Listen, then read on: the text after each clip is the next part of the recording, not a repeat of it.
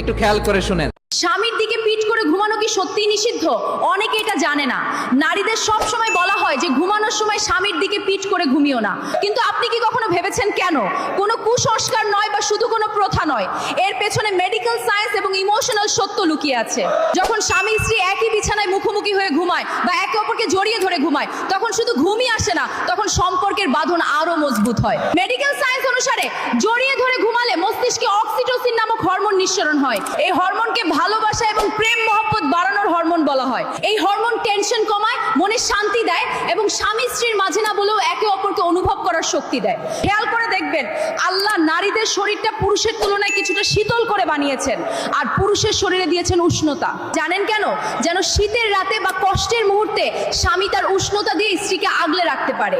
এটা শুধু দুইটি শরীরের মিলনই নয়, এটা হলো আল্লাহ পাকের কোরআনে বলা ইন্নাল্লাহ গফুরুর রহিম, অর্থাৎ তোমরা একে অপরের